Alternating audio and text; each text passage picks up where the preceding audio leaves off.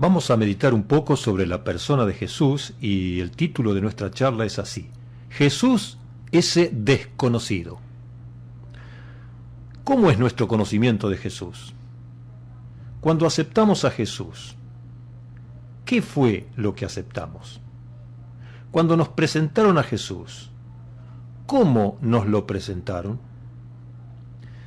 La vida de Jesús, sin ninguna duda, fue la vida más sublime que pueda alguien vivir en esta tierra, en toda la historia humana.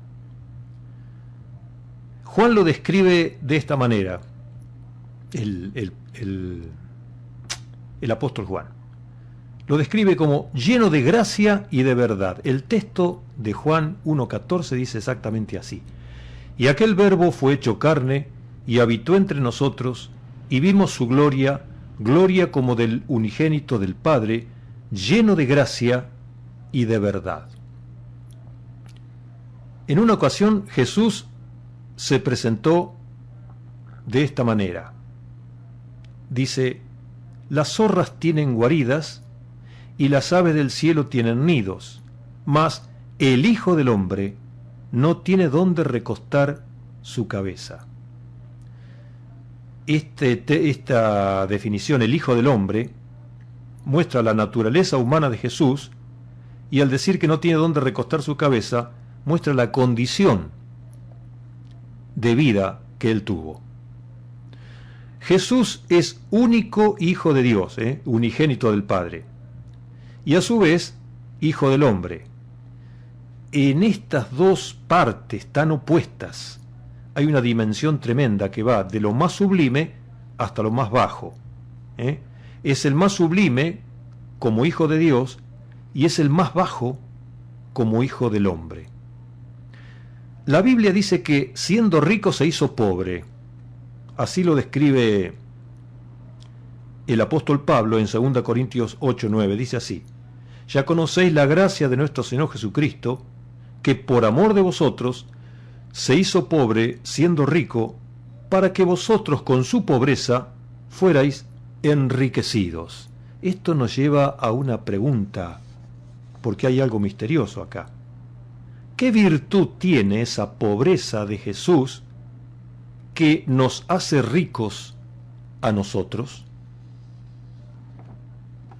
Hay algo en esa pobreza. ¿Cómo puede ser que la riqueza salga de la pobreza? Voy a decir primero algo en tono de pregunta. ¿Será este acto de Jesús un ejemplo a seguir? ¿Será que también nosotros hemos de despojarnos de todo para ser ricos en Jesús? Y seguramente es así. Y eso es precisamente lo que quiere decir cuando dijo: si alguno quiere venir en pos de mí, niéguese a sí mismo, tome su cruz y sígame. Esto es la pobreza, el despojo que produce la riqueza. Parece una contradicción, ¿no? Y claro, por eso el Evangelio es locura a los que se pierden, porque es muy contradictorio esto, es difícil de asimilar esto. Esto también es chocante a nuestra naturaleza de iniciativa humana. Hágase pobre para ser rico. Hágase pobre, sea pobre para ser bienaventurado. ¿Se acuerdan las bienaventuranzas? Bienaventurados los pobres, tiene que ver con esto también. Pero vamos a hablar ahora, hay muchísimas cosas para decir de Jesús, y esta es la primera charla al respecto. Vamos a hablar, y nos va a llevar bastante, los sufrimientos de Jesús. Vamos a ocuparnos de este aspecto muy difícil de comprender en la vida de Jesús. Es el aspecto es un aspecto que la naturaleza humana no quiere aceptar, no podemos aceptar, no nos gusta, es el sufrimiento. La verdad que nosotros nos pasamos la vida tratando de evitar el dolor. Esa es la causa por la cual muchas veces lo producimos. El dolor, tanto como la soledad, son dos cosas que jamás podemos soportar, mucho menos aceptar. No nos interesa tampoco comprender esto, y ahí está el problema.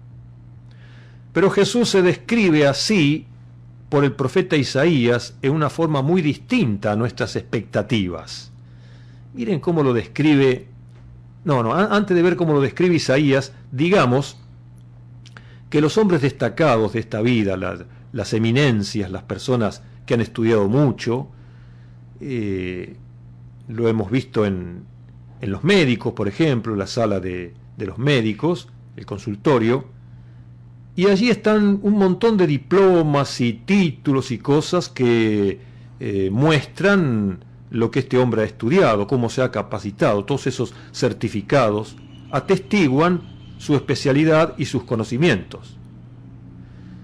Pero en la oficina de Jesús, si es que Jesús tuviera una oficina, solamente hallaríamos un solo diploma, y el diploma ese diría más o menos así: despreciado y desechado entre los hombres, varón de dolores y experimentado en quebrantos. Isaías 53:3. Repito, el título de Jesús podría ser así: despreciado y desechado entre los hombres, varón de dolores y experimentado en quebrantos. Ahora, cualquiera que entre en esta oficina de Jesús y ve semejante título, lo más posible es que salga despavorido de ahí, ¿no es cierto? ¿Qué va a ayudarnos este pobre si él necesita más ayuda que nosotros? También va a decir Isaías que no hay en él parecer ni hermosura. Y así dice Isaías 53:2: subirá cual renuevo delante de él, y como raíz de tierra seca. No hay en él parecer ni hermosura. Le veremos, mas sin atractivo, para que le deseemos.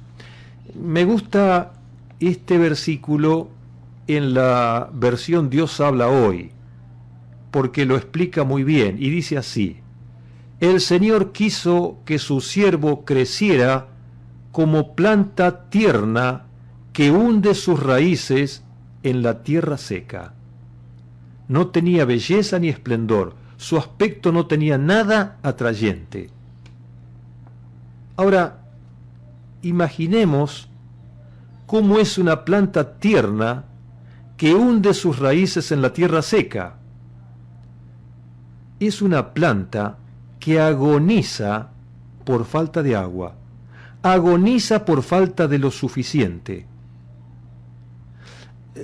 Creo que hemos visto cómo se pone una plantita, los que hemos plantado alguna vez, cómo se pone una plantita cuando no la regamos. Se marchita, se pone toda fea, digamos, no deseada. Bueno, así quiso Dios que el Salvador fuera en la tierra. Lo dice la Biblia así, no se agarren conmigo. Lo que pasa es que las películas y las pinturas de los pintores nos han presentado a un Jesús muy diferente al que realmente presenta la Biblia. Es un Jesús elegante, es un Jesús muy bien parecido, bien puesto, pero según Isaías no parece ser tan así. Y claro, esto nos choca porque queremos que nuestros héroes sean apuestos, sean dignos de seguir. Eso desea la naturaleza humana, porque la naturaleza humana desea eso. Sabemos que Jesús sufrió la muerte horrenda de la cruz, y nos quedamos asombrados ante tanto sufrimiento. Pero tal vez ignoramos que la existencia terrenal de Jesús fue una continua crucifixión. Me refiero que sufrió todo el tiempo. Si estudiamos su vida, si lo vemos bien, vamos a descubrir que desde el nacimiento hasta la muerte, Jesús tuvo padecimientos y contrariedades de todo tipo y en todas las etapas de su corta vida, 33 años nada más. Y como ser humano, habiéndose despojado de todo, tuvo que aprender todo. Ese aprendizaje fue por medio de padecimientos. También nos cuesta aceptar que Jesús tuviera que aprender. Nosotros pensamos que ya nace sabiendo todo y siendo todopoderoso. No, el Jesús, el Hijo del Hombre, el Jesús humano que caminó por Galilea, tuvo que aprender todo como cualquier hijo de vecino, como decimos. Ahora, Jesús era sin pecado, pero también tuvo que aprender a obedecer. Raro, ¿no? Que el ser más obediente de la tierra, sin pecado, tuviera que haber aprendido a obedecer. No estoy diciendo nada por mi cuenta, estoy nombrando lo que dice Hebreos 5, 8 y 9, que dice así: y aunque era hijo, con mayúscula, hijo de Dios, por lo que padeció, aprendió la obediencia, y habiendo sido perfeccionado en obediencia, vino a ser autor de eterna salvación para todos los que le obedecen.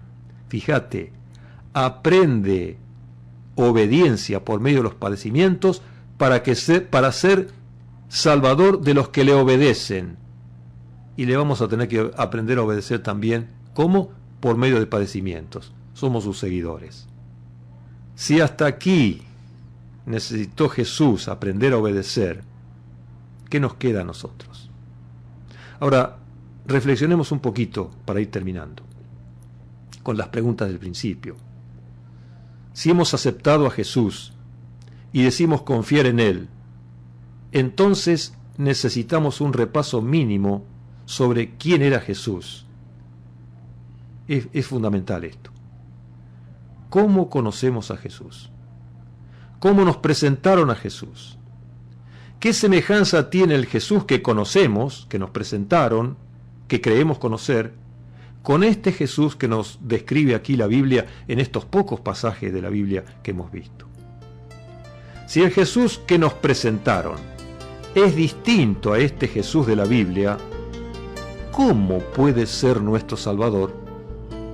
Dejo la pregunta y en la próxima continuaremos con este apasionante tema.